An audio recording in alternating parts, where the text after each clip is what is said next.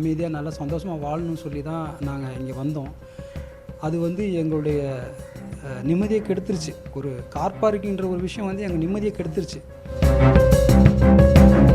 எனக்கு 48 வயசு ஆகுது. வேலை உண்டு வீடு உண்டுன்னு இருந்தேன். எனக்கு இந்த கோர்ட்டு கேஸு போலீஸ் எதுவுமே தெரியாது. வீடு வாங்கி வர்றது சந்தோஷமாக வாழ்கிறதுக்கு வர்றது. ஆனால் இந்த வீடை வாங்கி எங்களுக்கு நிம்மதியே இல்லை, சந்தோஷமே இல்லை.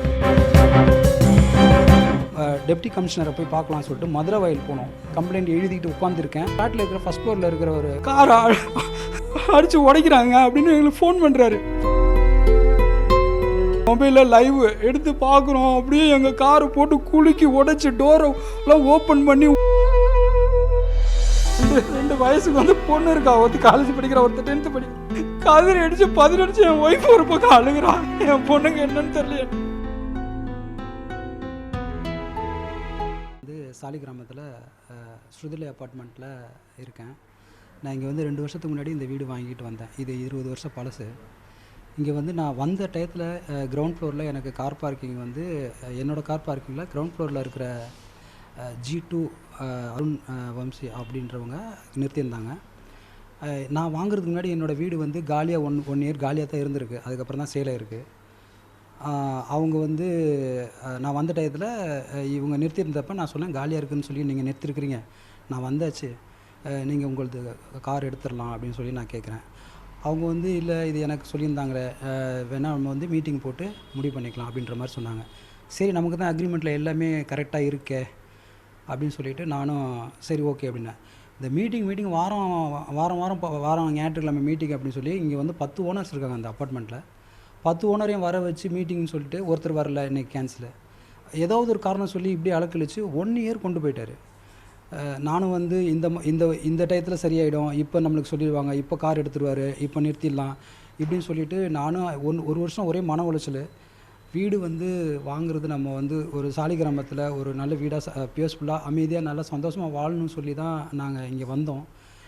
அது வந்து எங்களுடைய நிம்மதியை கெடுத்துருச்சு. ஒரு கார் பார்க்கிங்கிற ஒரு விஷயம் வந்து எங்கள் நிம்மதியை கெடுத்துருச்சு.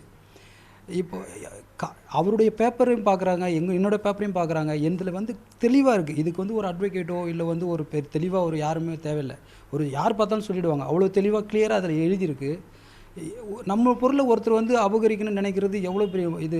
அதை வந்து என்னால் ஜீர்ணிக்க முடியல. அது ஒவ்வொரு நாளும் மீட்டிங் சொல்லுவாங்க, பேசுவாங்க, அது சரியாக வராது. ஒவ்வொரு நாளும் மனசு கஷ்டமாக இருக்கும். இதை வந்து நான் இப்படியே போயிட்டு 1 இயருக்கு அப்புறம் இது சரியாக வராது, இவங்க வந்து நம்மளை ஏமாத்துறாங்க சொல்லி நான் R5யில் போயிட்டு கம்ப்ளைண்ட் பண்ணேன். அந்த டயத்தில் வந்து எஸ்ஐ இளம் எழுதி தான் அதை வந்து விசாரித்தார். அவர் விசாரிச்சுட்டு என்ன சொல்லியிருந்தாருன்னா, இது வந்து சிவிலு, கார் பார்க்கிங்கில் தலையிடாது போலீஸ் அப்படின்னு சொல்லிவிட்டு அவர் வந்து நீங்கள் தான் மீட்டிங் போட்டு நீங்கள் உங்கள் அசோசியேஷனில் தான் சரி பண்ணிக்கணும் அப்படின்னு சொல்லிட்டாரு. மறுபடியும் இங்கே அசோசியேஷன் வந்து மறுபடியும் கூப்பிட்டாங்க. அப்போ வந்து ஒரு டயத்தில் எல்லோரும் வந்து 10 ஓனர்ஸ் வந்தாங்க. பேப்பரெல்லாம் காமிச்சேன். எல்லோரும் பேப்பர்லாம் பார்த்துட்டு இவருடைய பேப்பர் சரியாக இருக்குது, இவருக்கான கார் பார்க்கிங் அதுதான், இவருக்கு நீங்கள் கொடுத்துருங்க, உங்கள் கார் எடுத்துருங்கன்னு அவர்கிட்ட சொன்னாங்க. அவர் வந்து நான் எடுக்க முடியாது அப்படின்னு சொல்லிட்டாரு. இப்போ அவர் எடுக்க முடியாதுன்னு சொல்லிட்டாரு. இப்போ நான் போலீஸ் ஸ்டேஷன் வந்து இது வந்து சிவில்னு சொல்லிட்டாங்க. அசோசியேஷனில் நம்பியிருந்தேன், அசோசியேஷன் சொல்லிட்டாங்க எடுக்க சொல்லி, முடியாதுன்னு இவர் சொல்லிட்டார். இப்போ நான் என்ன பண்ணுறதுன்னு சொல்லி எனக்கு ஒன்றுமே புரியல, அப்படியே இருந்துட்டேன். இப்போ அசோசியேஷனில் எல்லோரும் சொன்னாங்க, அவர் எப்போ எடுக்கிறாரோ நீங்கள் நிறுத்திக்கிறீங்கன்னு சொல்லி. அதே மாதிரி நான் இருந்தேன். அவர் வந்து ஒரு கிட்டத்தட்ட ஒரு 5 மாதம் எடுக்காமல் இருந்தார். லாஸ்ட்டாக ஒரு 7th மந்த் வந்து இப்போ 7th மந்த் வந்து எடுத்தார். அந்த டயத்தில் நான் வந்து என் காரை உள்ளே விட்டு CCTV ஒன்று செட் பண்ணி வச்சுட்டேன். கார் நிறுத்தி இப்போ 4 மாதத்துக்கிட்ட ஆகுது. அதுக்கப்புறம் இப்போ லாஸ்ட்டு சண்டே வந்து அவர் போய் கம்ப்ளைண்ட் கொடுக்குறாரு. அப்போ நான் கம்ப்ளைண்ட் கொடுத்தப்போ வந்து சிவில்னு சொன்ன அந்த R5 போலீஸ் ஸ்டேஷனில் இவங்க கம்ப்ளைண்ட் கொடுத்தப்போ 2 போலீஸ் வர்றாங்க, வந்து என்கொயரி பண்ணுறாங்க. ஒருத்தர் வந்து காரை எடுக்க வச்சுருவோம் மேடம், நீங்கள் கவலைப்படாதீங்க அப்படின்னு அவங்கள்ட்ட சொல்கிறாங்க. வந்தவர் வந்து தனசேகர் எஸ்ஐ. அவர் வந்து காரை எடுக்க வச்சிடலாம், அதெல்லாம் ஒன்றும் கவலைப்படாதீங்க அப்படின்னு சொல்லிட்டு அவங்களுக்கு சொல்லிட்டு போகிறாரு. நான் மறுபடியும் பேப்பர்லாம் எடுத்துகிட்டு போயிட்டு, சார் இங்கே பாருங்கள், அவர்கிட்ட எல்லாத்தையும் காட்டுறேன், இங்கே பாருங்கள் சார் எல்லாமே கிளியராக இருக்குது, இங்கே பாருங்கள் S1 number 1 car park mention பண்ணியிருக்கு, ரிவேஸ் டாக்குமெண்ட் எல்லாத்துலேயும் இருக்குது, CMD அப்ரூவ்டில் வாங்கின பிளான் காப்பி பாருங்கள், அதில் கார் பார்க்கிங் மென்ஷன் பண்ணியிருக்கு. இப்படி எல்லாத்தையுமே மேட்ச் பண்ணி எல்லாத்தையுமே கிளியராக எடுத்து வச்சு எல்லாம் காமிக்கிறேன். அவர் அதை பார்க்கவே இல்லை. அது எதுவுமே பார்க்குறாருல, காது கொடுத்து கேட்குறாருல. அவர் வந்து அவங்களுக்கு வந்து மிஸ்ஸஸ்ன்னு போட்டு அவங்கள உட்கார வைக்கிறாரு. எங்களை வந்து ஒரு இதாக கண்டுக்கவே இல்லை, எதிரியை பார்க்குற மாதிரி பார்த்து எங்கள் காது கொடுத்து கேட்கல.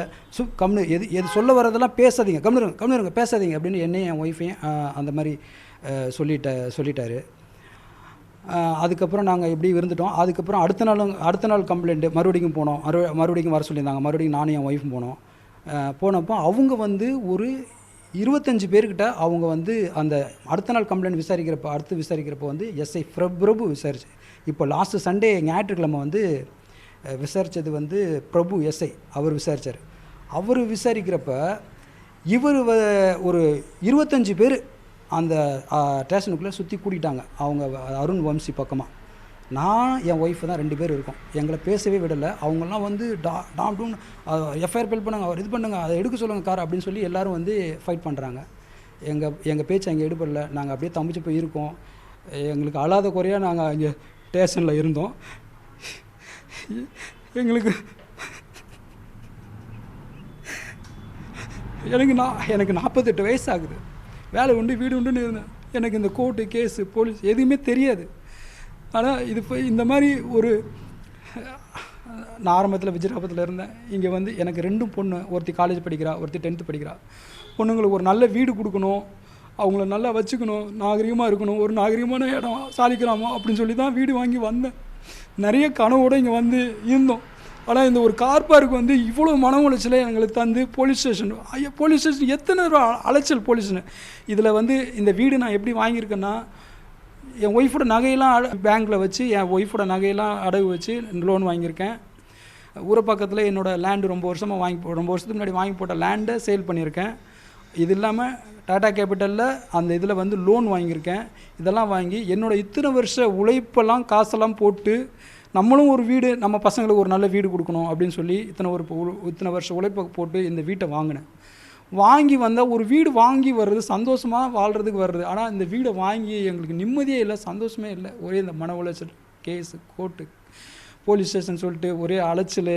இதை எப்படி பண்ணுறது, என்ன செய்கிறது, ஒவ்வொரு நாளும் யோசித்து பேசி மண்டை வலி, தூக்கம் இல்லை, சரியானபடி சாப்பிட முடியல, ஒரே மன உளைச்சல். அவங்க கார் பார்க்கிங்கில் போகிறப்பெல்லாம் அவங்க எங்களை வந்து திட்டுறது பேசுகிறதும் எங்களுக்கு வந்து ரொம்ப மன உளைச்சலாகி போச்சு. இது சரின்னு சொல்லிட்டு இந்த எஸ்ஐ பிரபு விசாரிக்கிறப்ப இவங்கெல்லாம் அதட்டி வந்தாங்க. அதுக்கப்புறம் அன்றைக்கே சாயந்தரம் அன்றைக்கி மறுபடிக்கும் போடணும்.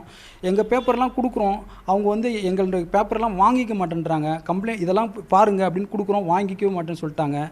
அப்போ அந்த டயத்தில் எஸ்ஐ பிரபு வந்து விசாரிச்சுட்ருக்கல, அந்த முன்னாடி கொஞ்சம் ஃபஸ்ட்டு விசாரித்த அந்த தனசேகர் வந்து முதல்ல நீங்கள் காரை பிரபு நீங்கள் அவங்கள காரை எடுக்க சொல்லு, அவங்கள காரை எடுக்க சொல்லிட்டு மேடம் அந்த வப்சி மேடம் காரை நிறுத்த சொல்லு. அப்படி இவர் ஏதாவது எடுக்க போகிறதுக்கு ஏதாவது பிரச்சனை பண்ணாலும் இவர் மேலே எஃப்ஐஆர் போடுன்னு சொல்லி இந்த எஃப்ஐஆர்ன்ற இதை மிரட்டுறாங்க. ஒரு விசாரிக்க வாங்கன்னு டாக்குமெண்ட்லாம் எடுத்துகிட்டு வாங்கன்னு சொல்லிவிட்டு அவர் வந்து எஃப்ஐஆர் போடு விசாரிக்கிறாங்க. அடுத்து 2 போலீஸை வேறு அனுப்புகிறாங்க. அவங்க வந்து கார் எடுங்க, அவங்க கார் நிறுத்துவாங்க அப்படின்றாங்க. சிவிலில் வந்து ரைட்ஸ் இல்லைன்னு சொல்கிறாங்க. வந்து இந்த மாதிரி மிரட்டுறாங்க, இந்த மாதிரி சொல்கிறாங்க. சரி இதெல்லாம் சரி வராது, இங்கே ஆர்ஃபைல வந்து ஏதோ ஒன் சைடாக ஏதோ பேவராக ஏதோ சொல்கிறாங்களா தெரில, சரி நம்ம வந்து டெப்டி கமிஷனரை போய் பார்க்கலாம்னு சொல்லிட்டு மதுரை வயல் போனோம். அங்கே மதுரை வயல் போய் டெப்டி கமிஷனரை பார்த்து அங்கே வந்து நாங்கள் இதெல்லாம் அங்கே வந்து கம்ப்ளைண்ட் எழுதி கொடுக்க சொன்னார். கம்ப்ளைண்ட் எழுதிக்கிட்டு உட்காந்துருக்கேன். அப்போ இந்த ஃப்ளாட்டில் இருக்கிற ஃபஸ்ட் ஃப்ளோரில் இருக்கிற ஒரு மூர்த்தின்ற அவர் சார் வந்து காரை நான் அப்போ வந்து நேற்று இது நடந்தது, நேற்று 6:30 மணி அளவுக்கு 6:30 மணி இருக்கும், உங்கள் கார் வந்து காரை அடித்து உடைக்கிறாங்க அப்படின்னு எங்களுக்கு ஃபோன் பண்ணுறாரு. நாங்கள் அப்போ வந்து எங்களோட மொபைலில் லைவ் எடுத்து பார்க்குறோம். அப்படியே எங்கள் காரை போட்டு குலுக்கி உடைச்சி டோரெல்லாம் ஓப்பன் பண்ணி உள்ளே ஸ்டேரிங் பிடிச்சி தள்ளுறாங்க. ஒரு 20 பேர்கிட்ட வந்து காரை ஃப்ரண்ட்டில் தூக்குறாங்க, எல்லாம் தூக்கி உருட்டுறாங்க. அப்படியே எங்களுக்கு அப்போவே அந்த செகண்டே வந்து அந்த டிசி அவர்கிட்ட காமிச்சேன். எல்லாத்தையும் அங்கே இருக்கிற போலீஸ்லாங்க, சார் இங்கே பாருங்கள் என் கார் என்ன பண்ணுறாங்க பாருங்கள் சார், நான் கம்ப்ளைண்ட் இங்கே கொடுக்க வந்திருக்கேன், இந்த நேரம் அவங்க பாருங்கள் சார் என்ன பண்ணுறாங்கன்னு சொல்லிட்டு வேகமாக அங்கே கம்ப்ளைண்ட் கொடுக்குறப்போ அவர் டிசி சொல்கிறாரு, அந்த யாரை இவங்க எல்லாரையும் யார் ஒன்று விடாமல் யார் என்னதுன்னு பார்த்து எங்களை அடையன்னு சொல்லுங்கள், இது யார் இதெல்லாம் காரணமோ அவங்க எல்லாரையும் நான் உள்ளே வைக்கிறேன், அவங்க கையாலே வந்து உங்கள் காரை உள்ளே எடுத்து நிறுத்த வைக்கிறேன் அப்படின்னு சொல்லி அனுப்பிச்சாரு. அந்த ஆறுதலையும் கேட்டு அந்த டெப்டி கமிஷனர் மேடமையும் பார்த்துட்டு அவங்கள்ட்டையும் கம்ப்ளைண்ட் கொடுத்து அவங்களையும் ஆக்ஷன் எடுக்கிறேன்னு அவங்களும் சொன்னாங்க. அதையும் கேட்டு வேகமாக நாங்கள் அந்த டிராஃபிக் வேகமே எங்களுக்கு வந்து காரை உடைக்கிறாங்க அப்படின்றத விட எங்கள் பசங்களை விட்டு போயிருக்கோம். எங்கள் செகண்ட் ஃப்ளோரில் ரெண்டு வயசுக்கு வந்து பொண்ணு இருக்கா, ஒருத்தர் காலேஜ் படிக்கிற, ஒருத்தர் 10th படிக்க. அவளுகளை வந்து இவங்க எல்லாம் பார்க்குறதுக்கு, அந்த வீடியோவில் பார்க்குறதுக்கு 20-30 பேர் தண்டரும் குண்டரும் அடியாட்களாக இருக்காங்க, ரெவல்யூஷன் பண்ணிகிட்டு இருக்கிறாங்க. மேலே போய் ஏதாவது பிரச்சனை பண்ணிடுவாங்களோ என் பொண்ணுங்கள்ட்ட அப்படின்னு சொல்லி அதுதான் எங்கள் மைண்டில் அந்த நேரம் ஓடுது. கதிர் அடித்து 10 அடிச்சு என் ஒய்ஃப் ஒரு பக்கம் அழுகிறான், என் பொண்ணுங்க என்னன்னு தெரியல.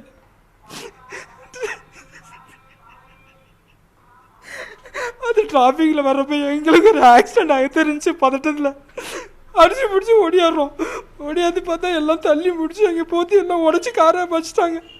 அதுக்கு 100க்கு ஃபோன் பண்ணுறேன். 100லேருந்து வராங்க, வந்துட்டு என்ன அவசரம்னு ஃபோன் பண்ணீங்க அப்படின்னு கேட்குறாங்க. சார் இந்த மாதிரி பண்ணிட்டாங்க சார் அப்படின்னு ஃபுட்டேஜ்லாம் காட்டுறேன். அவங்க வாங்கி பார்க்குறாங்க. பார்க்குறப்ப அந்த வம்சி, அந்த அருண், அந்த காரை தள்ளினவர் ஒருத்தர் அடியல் அன்னைக்கு அந்த டைம் வரை இங்கே தான் இருக்கிறார். அவரும் வராரு, கார் பார்க்கிங் நிற்கிறாங்க. சார் அந்த தள்ளினவர் இவர் தான் சார், இவங்க தான் சார் சொல்கிறேன். அதை பற்றி அவங்க காதில் கேட்டுக்கவே இல்லை. அவங்க பாட்டில் கேட்டு நீங்கள் கோர்ட்டில் பார்த்துக்கிறங்க அப்படின்னு சொல்லிட்டு போயிட்டே இருக்கிறாங்க. போய் ஜீப் எடுத்துகிட்டு போயிட்டாங்க, கிளம்பிட்டாங்க. அந்த அடியாள் மாதிரி இருக்கிறாரு அவர். அன்றைக்கி நைட்டு அங்கே தான் இருக்கிறாரு. நாங்கள் அன்றைக்கி நைட்டு எப்படி எங்கள் பசங்க வச்சுட்டு எங்களுக்கு யார் என்ன பாதுகாப்பு, நாங்கள் எங்கே போய் ஃபோன் பண்ணுறது? ஒரு போலீஸ்கார் வந்து அந்த மாதிரி சொல்லிட்டு போகிறப்ப இந்த ஏரியாவில் இருக்கிறது R5 தான், நாங்கள் எங்கே சொல்கிறது, என்ன பண்ணுறது? இது வந்து இப்படி இருந்தால் அவங்கவுங்க கையில் அவங்கவுங்க. இப்போ அவர் வந்து ஸ்டார்டிங்கில் கார் பார்க்கிங் நிறுத்திருந்தார். 1 வருஷம் நான் வெயிட் பண்ணிட்டு இருந்தேன். நான் இந்த மாதிரி பண்ணேனா, நான் இந்த மாதிரி செஞ்சேனா? சட்டம் பாதுகாக்கும், காவல்துறை பாதுகாக்கும் சொல்லி நான் வந்து சட்டப்படி போகணும், உண்மை அப்படி தான் கரெக்ட் அப்படின்னு தான் நான் இருந்தேன். இவங்க வந்து இல்லீகலாக இந்த மாதிரி தூக்கி போடுறாங்க, காரை அப்படியே உருட்டி குண்டருங்களை ரவுடிசம் பண்ணி எல்லாம் பண்ணுறாங்களே. இது எப்படி பண்ணுறாங்க? இதை விட எல்லா விஷயம்னா இது ஏன் பண்ணுறீங்கன்னு கேட்டால் அவங்க வந்து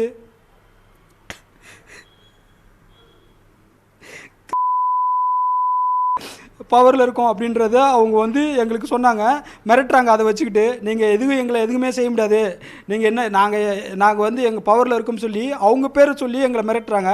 இதை வந்து அங்கே பேசும்போதும் போலீஸ் ஸ்டேஷனில் பேசும்போதும் அந்த பேரை தான் அவங்க யூஸ் பண்ணாங்க.